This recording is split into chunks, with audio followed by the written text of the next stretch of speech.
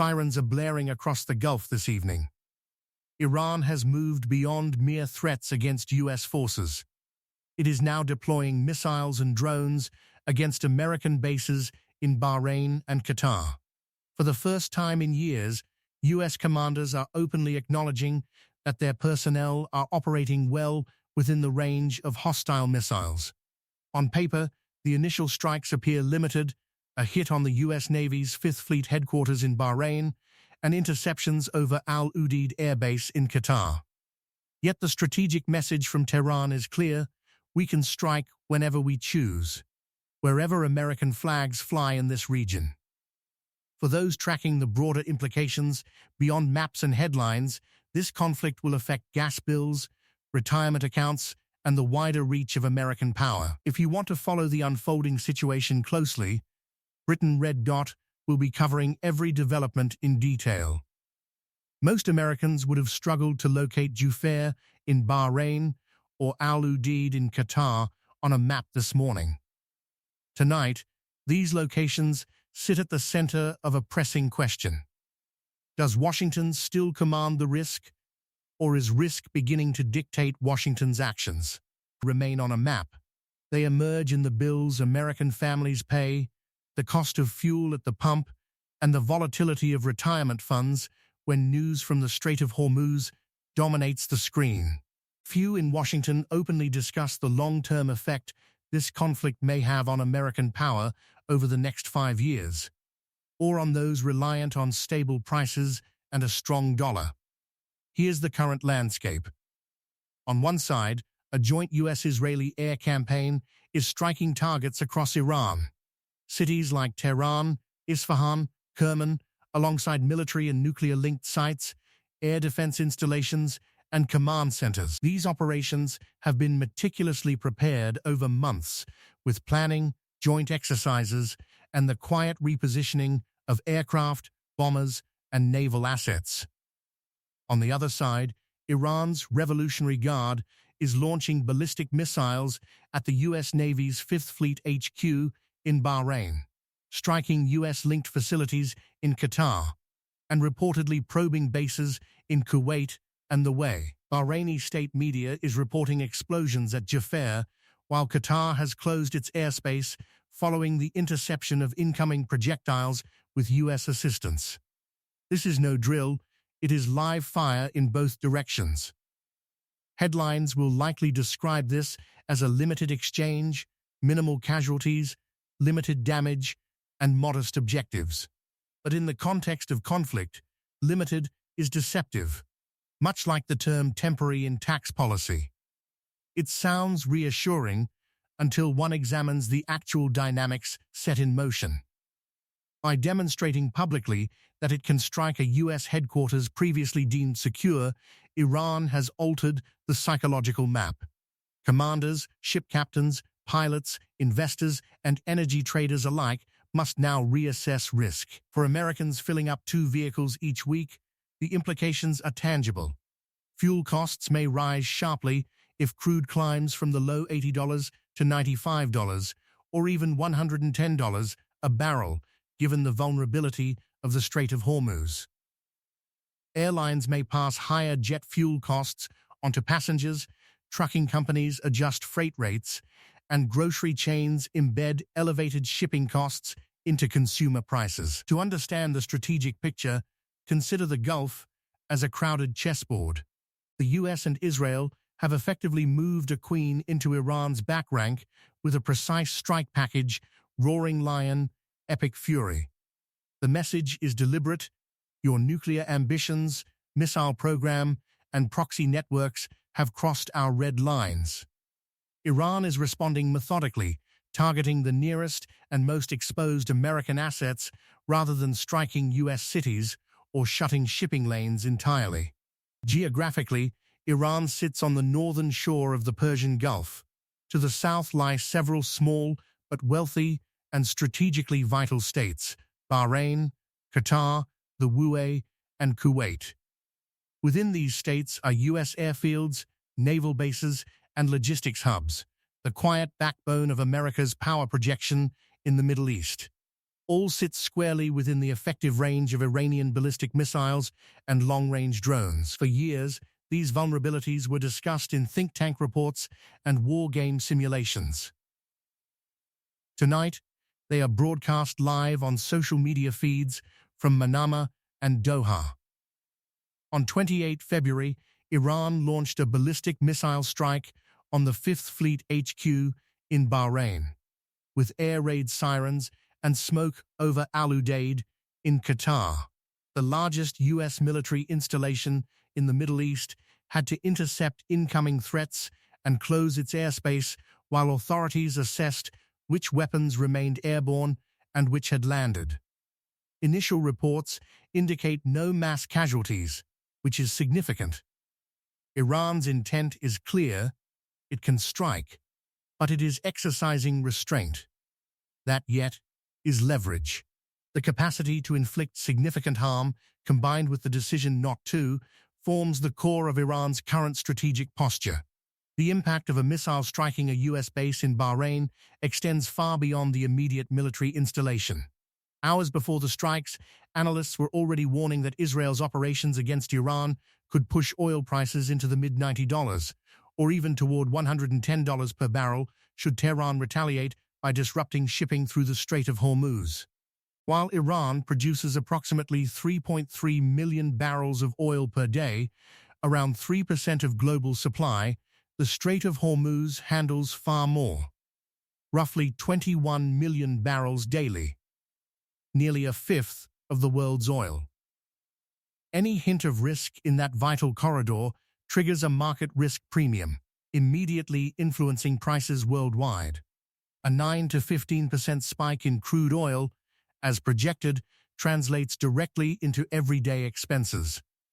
American families could see gasoline prices rise by tens of cents per gallon within weeks, with some regions experiencing even steeper increases. Airlines would face higher jet fuel costs and likely pass these on to passengers. Trucking and shipping firms would encounter increased fuel expenses, inevitably reflected in the prices of goods at supermarkets and stores.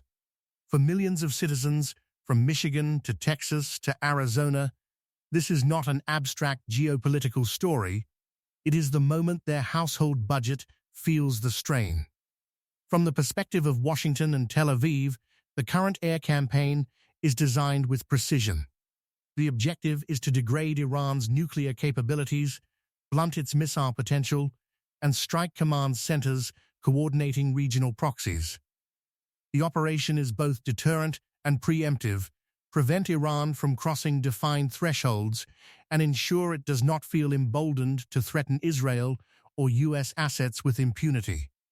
Yet deterrence is never unilateral. Iran's strikes on American bases carry a reciprocal message.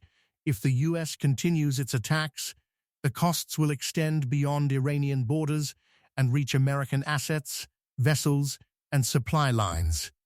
It is a carefully calibrated signal, comparable to a precise, controlled counterpunch. No civilians are deliberately targeted, no large-scale devastation is inflicted, but the intent is unmistakable.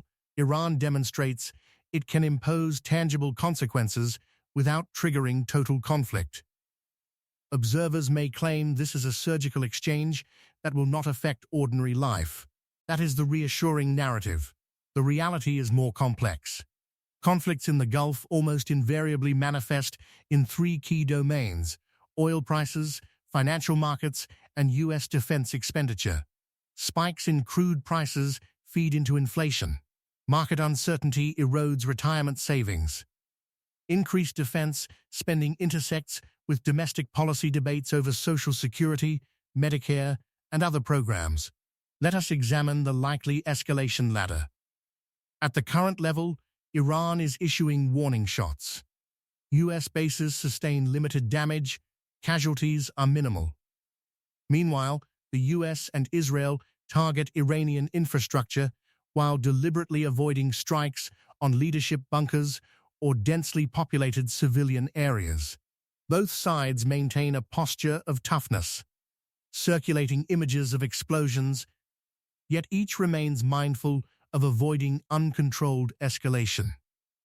Oil prices rise, though not yet to levels that induce panic. Financial markets fluctuate, but remain functional. For the average American household, this scenario translates into manageable but noticeable effects. Gas prices tick upward, stock market volatility may increase, and grocery bills rise modestly due to higher transport costs.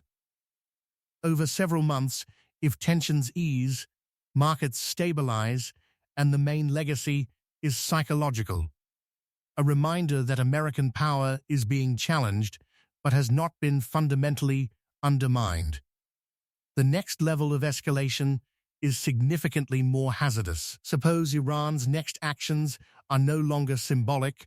A U.S. warship could be targeted in the Gulf. Missile salvos might overwhelm base defenses, resulting in real casualties. Or regional proxies could strike Saudi or UAE oil infrastructure, temporarily removing capacity from the global market. In that scenario, political pressure on Washington intensifies sharply. Limited exchanges risk evolving into sustained campaigns aimed at crippling Iran's ability to wage war. Tehran, in turn, may respond aggressively, including direct action against shipping lanes. A full-scale escalation would send oil prices surging, making the headlines alarming, while ordinary households experience immediate financial consequences, higher fuel costs, and greater volatility in investments. Further still, there is a third structural scenario. Although slower to unfold, it is perhaps the most consequential. Repeated demonstrations of U.S. vulnerability, ineffective strikes, or apparent reliance on American bases without long-term strategic gains could prompt Gulf allies to hedge their bets, seeking closer engagement with Moscow or Beijing. This would gradually erode the perception of U.S. deterrence. Already, hints appear in the rhetoric of Gulf monarchies emphasizing neutrality, and in BRICS nations discussing alternatives to the U.S.-centric energy and financial architecture. A drawn-out, costly conflict with no definitive strategic outcome risks incentivizing nations to reduce reliance on Washington. Should more oil deals be denominated in other currencies, insurance for shipping be arranged outside Western frameworks, or arms agreements executed with rival suppliers, U.S. influence diminishes. This leverage has allowed Washington to enforce sanctions, maintain a formidable military, and fund domestic programs. Its erosion would complicate the financing of future conflicts and the management of emergent crises. In essence, what begins as a tactical exchange in the Gulf has both immediate and long-term economic and strategic implications. Every missile fired, every interception executed, and every disruption to energy supplies reverberates through global markets, household budgets, and diplomatic calculations. Let's bring this analysis back to a more tangible scene. Picture a family at a kitchen table in Ohio, Texas, or Michigan. The television flickers with grainy footage of explosions over Tehran and Bahrain. Smartphones are open, bank apps, and 401k balances checked repeatedly. Credit card statements are scrutinized. A recent petrol receipt draws attention. The same tank of fuel has suddenly cost more than last week. For U.S. viewers, this is where distant geopolitical maneuvering becomes personal. The specific names of bases or operational code names are less important than the causal chain. Conflict in the Gulf generates risk in the Strait of Hormuz. Risk in Hormuz elevates oil prices, and higher oil prices increase living costs across the economy. In an environment already pressured by inflation, the effect is immediate and measurable. Misinformation complicates the narrative further. Some suggest that Iran would never strike U.S. assets directly, relying solely on proxies. That is the comforting story. The reality is starkly different. Iran has targeted U.S. bases in Iraq, Qatar, and now Bahrain, directly responding to a joint US-Israeli campaign.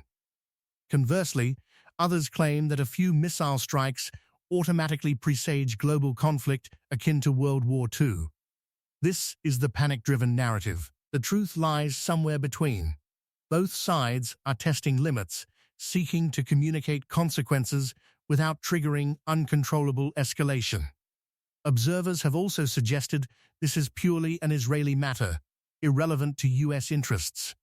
That argument overlooks the US Fifth Fleet headquarters, command centers, and the fact that roughly 21 million barrels of oil a day pass through waters that ignore national flags. The concern is strategic, not symbolic. Washington's attention is warranted because the US dollar, naval power, and consumer economy are interlinked. Disrupt one node, and the entire system reacts. Where does this leave Washington this evening? President Trump is promising decisive strikes against parts of Iran's military infrastructure. Iran is demonstrating it can retaliate without provoking full-scale US response. Israel remains on high alert, anticipating potential missile attacks on its own cities. Gulf states are closing airspace, sounding sirens, and monitoring their population's reactions as American bases face hostilities. Televised images project decisiveness. In reality, both sides are navigating a precarious cliff edge, each hoping the other fears the consequences more. This is high-stakes brinkmanship, where miscalculations could prove costly. As we reach the final consideration, the question becomes one of strategy. What is the desired American approach? Should Washington demonstrate force to reassure allies and deter adversaries, even at the expense of higher energy prices and increased deployments? Should it adopt strict restraint, acknowledging the short-term perception of backing down? Or is a calibrated middle path preferable, containing the conflict's intensity while bolstering domestic resilience through diversified supply chains, energy security, and reduced dependence on a single strategic choke point? Ultimately, every missile fired, every tank mobilized, and every emergency release from the Strategic Petroleum Reserve comes at a cost, borne by ordinary citizens rather than policymakers. Every increase in fuel prices and every fluctuation in retirement accounts is felt at the household level, not on the podiums of Washington or Tel Aviv. The broader question is stark. Does this strategy make America genuinely safer, or does it quietly embed higher costs and elevated risks for ordinary Americans over the next decade?